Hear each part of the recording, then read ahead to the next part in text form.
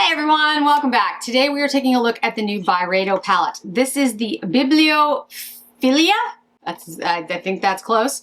And you know, when I was thinking about how I wanted to do this review, to be very honest, as long as the formulas were similar or the same as the formulas of the large palettes in the past, I didn't have much new to say, I was thinking, but the color story is something that is very different than the ones that have come before. So when thinking about how to do this review, I was like, all right, do I really want to go into like, what's the formula like? You know, if it's the same. And it is. Spoiler alert, it's the same formula that's been in the other large palettes. So really this is a question of whether you like this color story and whether or not you want to pay $100 and some odd for 18 shades. I will get into the formulas again. I will reiterate like what they are and how they look and all those things. But let's just talk a little bit about the palette. So this is what I've already gotten it dirty. The thing about this palette and all the Byredo large palettes, and I will show you the ones that I have, is they come in this highly mirrored, see I have fingerprints on it. I tried to get them off, but highly mirrored case. And on the front of this one is like a written piece of paper, a piece of paper with writing on it, and it's all been crumpled up. And according to the website, it is a richly pigmented eyeshadow palette inspired by the mood and atmosphere of the library, where ideas and discoveries merge together to create your own narrative. The shades are Mind Solace, Wordsmith, Librarium, Chronicle, Epitome, Archivist, Epilogue, Bibliophile, Author's Note, Alliteration, Gateway, Pages of Wisdom, Bookshop, Manuscript, Passage of Time, Mind Reader, Soul Escape, and Bibliotheca. Those are all the names of the shades. And when I look at this palette, I actually see two 9 pans. Like that's how I approach this in a way. So this is one 9 pan and this is another. This is a very cool toned, almost mushroomy brown look. And this is a very warm toned, reddish autumn umber red 9 pan. So that's what I get from this 18 pan palette. I see two very distinct palettes in here. This 9 and this 9. Now these can obviously be used together, all these 18 shades, and you can blend them and use them and you know, in any way that you want to. But I feel like this one to me definitely calls out those two particular color stories. I feel like it's compared to some of the others, and I'm going to show you all the others, but I feel like it does have more of that than some of the others do. It is made in Spain, and it was on the Nordstrom site for a little while, and then of course sold out because it always does. I do know that it's at Byredo stores. I don't know what the availability is, you know, in the US and versus like other countries. I do know that these are always very limited and they sell out very quickly and they do not come back. So hopefully we'll see them more, you know, see more at different retailers, but Byredo stores do have them if you want to call the stores and see if you can pick one up. 30 grams, 1.1 ounces, and like I said, 18 shades. It is 12 months shelf life. Let me just make sure that's right. I think it says 12 months, but it's so tiny. Yep, 12 months. It's the same packaging as it always is. It's the, you know, the packaging that Byredo does on their perfumes. I'm a big Byredo perfume lover. They do a lot with violet in their perfumes, and I really am a big fan of violet, so that's a favorite. Okay, so the most recent one that they had before this one was the Minerals palette. And the Minerals palette, again, it has fingerprints all over it. I'm sorry, but just the minute you touch it is the way it happens. This one was much more blue toned and much more, in my opinion, like earthy minerals tones. But I do see two distinct 9 pans, definitely in this one, but less so than the Bibliophilia. I feel like this one these are more altogether like a mix, whereas the new one, I definitely see two 9 pans, but I see two 9 pans in all of them, to be frank. So this one, I'll try to link the videos that I've done with these palettes so you guys can see. There are multiple different types of finishes in these palettes, and I'll show you what those are. This one is Remembrance, and I'll put this up next to the Bibliophilia because I feel like this is the closest. But this is a pinker, more orange sort of kind of thing. And then it's got these pops of silver, which was interesting. I'm not exactly, I love the palette, but I'm like, really, that's I'm okay. The other one I have is the Flora Kalahari, which has this on the front of it. And this one is definitely a warm toned palette with like a few shots of like a very, you know, cool color, the blue and the gray down there. But you can see that this one, I don't really see 2 9 pans necessarily in this one. And I definitely see this one as, you know, a desert landscape. There's all different kinds of shades in here that remind me of that, kind of like sands, and then, you know, pops of like a deep shade, like a pool of water shade, and then like a very deep brown and the reds. So this is definitely, in my opinion, like a very warm palette. I like this one. This one is very, very pretty. The Remembrance palette is also really nice and very much a neutral. If you like more pinks, like a little bit more peachy pinks, like that's this one. But my favorite is the Minerals. The Minerals has been my favorite for a long time. I love the shades in here. I love the blues and the greens, and the peaches are gorgeous. And this is like one of my favorite palettes of all time. I would honestly say, and I'm going to be doing it this year because I'm coming up on my 5-year anniversary. I am going to be doing a best of, you know, the 5 years I've been on YouTube, and I can just spoiler alert, that one's in there because this is one of the best palettes that I've ever used. So if you look at the two, the Remembrance and the Bibliophilia, I would say the difference is Bibliophilia, like I said, has, in my opinion, two distinct. This is the Remembrance. Here's the Bibliophilia. I think that it has two distinct palettes in it. I think the shades in this one are much stronger. I think they're much deeper. This is the new one, this one here. I think it's much more of a contrast between the reddish shades. You can see them on the left top right there. They are really strong and really deep. There's some in here, but I don't think I think the Remembrance one has more peachy pinks, and I think this one is more cool browns, and then these bright red, very intense shades. And if you look on my arm, I started swatching and then I ran out of room, so I had to put the red shades that are at the bottom, at the top. And you can see how deep those are. Like, they are intense, and they are, the one in the middle, the second one, is a very red shade. Like, it's red. It's not mulberry, it's not berry, it's not, I mean, it's red. Not a shade that would look great on me, but someone who has a deeper skin tone, I think that could look fantastic. The berry shades in there and like the brownish, almost burnt, rusty shades, yes, I can wear those, but the red, not so much. The rest of the shades, though, I think are fantastic for me, and I think I'm going to use this palette a lot. It's actually a lot nicer in person than I thought it was going to be, because when I saw it, it looked really, really neutral and kind of boring, to be honest. I knew I was going to pick it up because, one, I was going to review it for all of you, but two, because these formulas are so excellent. So I think you can see, and I have a video of this, so you can see them as as I go through. Some of the shades are very shimmery and have almost an intensity to them that once you put it on your eye, you can't look past. Others are more matte shades and very creamy, and they go on very well, but they're soft. You don't see the intensity. You see that goldish brown shade right there. That one's just like, whoa.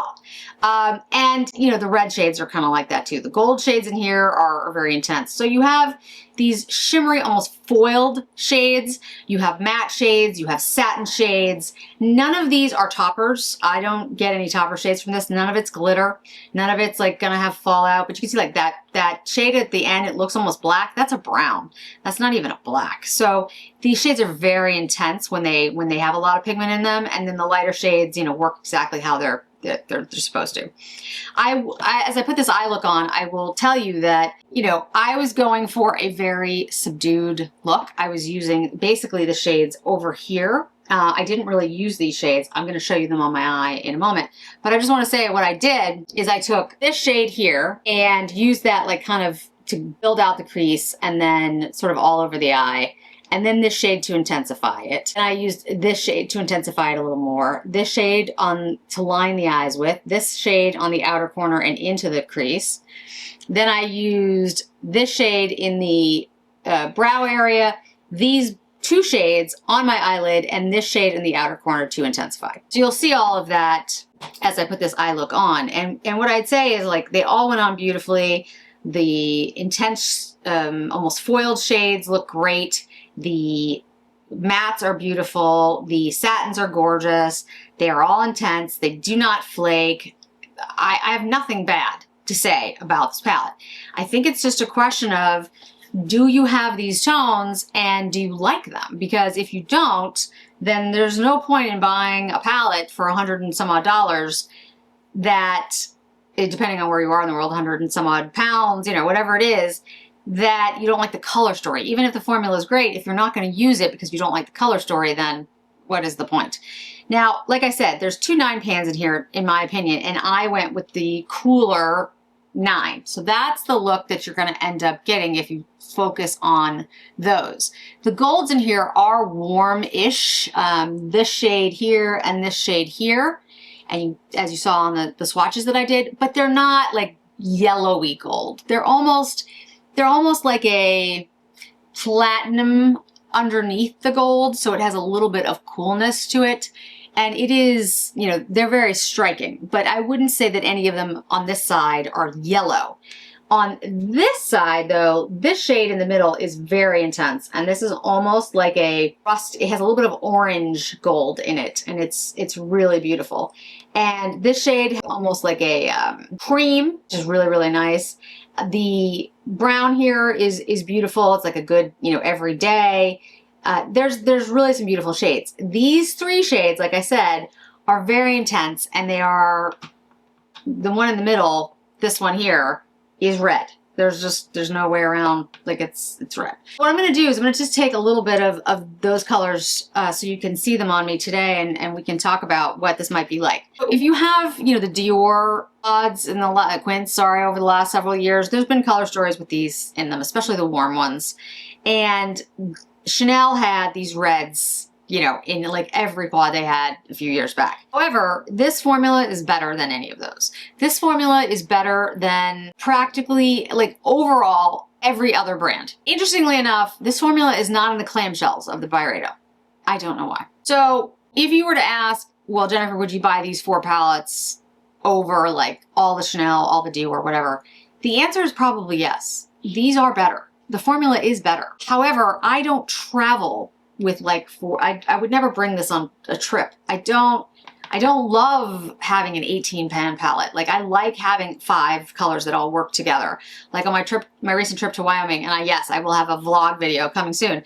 I just took the Dior brown cashmere. That's all I took with me because, let's face it, I wasn't really wearing makeup anyway. But the nights that we did go out and I wanted to put on a little bit of something, that was plenty. That's what I like to have. I like to have a cohesive quad or quint that I can take with me, or maybe, you know, 2 or 3 of them that I can take with me on travel to do different looks. Yes, this would be great to use because it's got so many, you know, different looks you can do it in. The formula is awesome, but it's probably not something I'm going to travel with. So again, it depends on, you know, what your lifestyle is like. I'm going to take this really rusty, orangey, yellowy.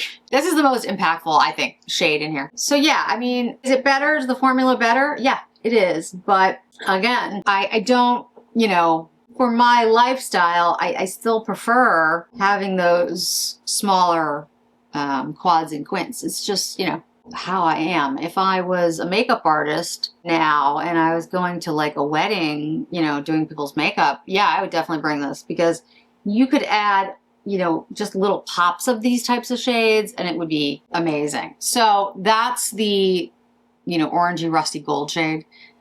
It's a beautiful, beautiful shade, and I do love it. I'm, you know, not gonna say otherwise. This shade here, like I said, is like that cream. It's a really nice cream, not a white, which I think a lot of us prefer when we're doing like, you know, bone, like on your brow bone, because white can be too much and can like kind of look stark next to a look, whereas this has that nice cream that it kind of blends into the skin. If you are fair to, I'd say fair to light medium, it works very well as that.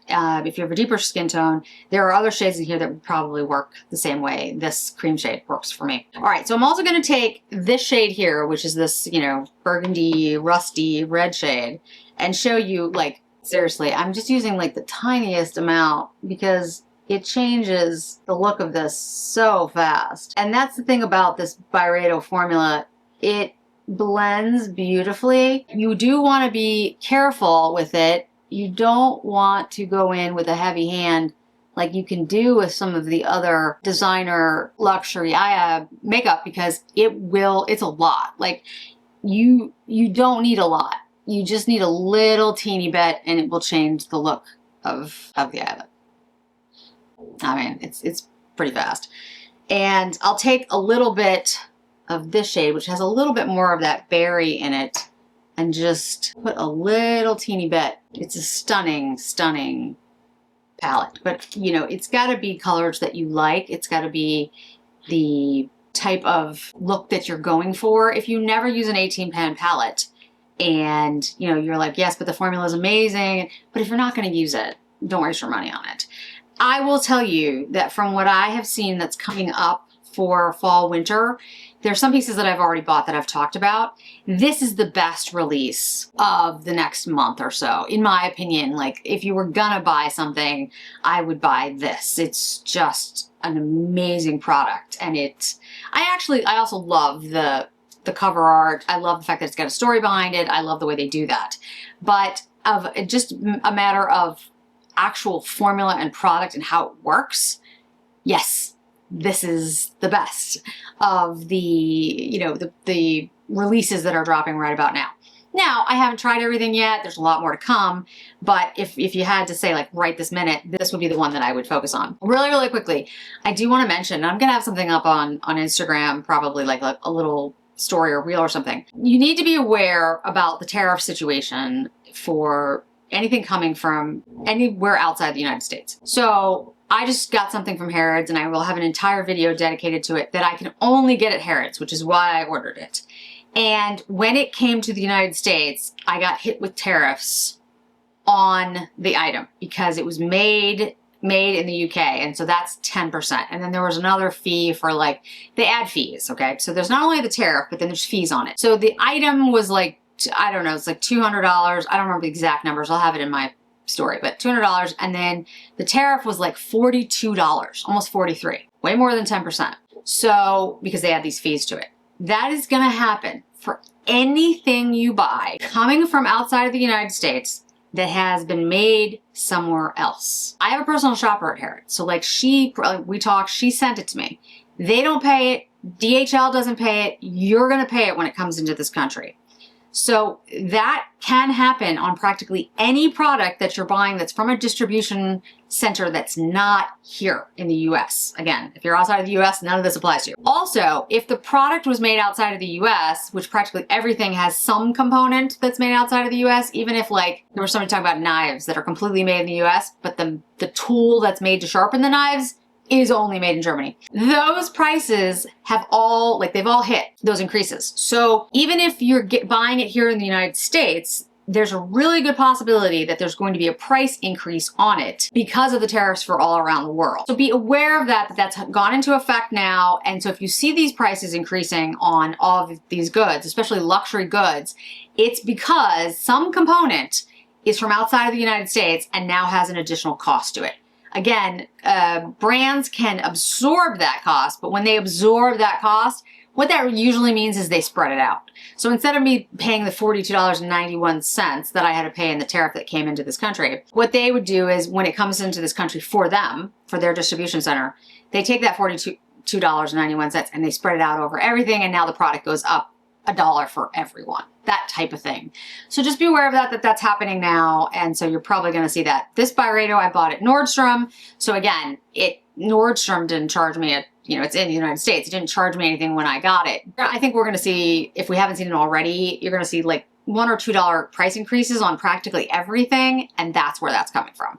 It's not just because I mean, some of the brands are just going to do it because they want to make more money, sure, but a lot of it is actually an increased cost. So that's why you're going to see a $1 or $2, maybe even more price increase on practically everything.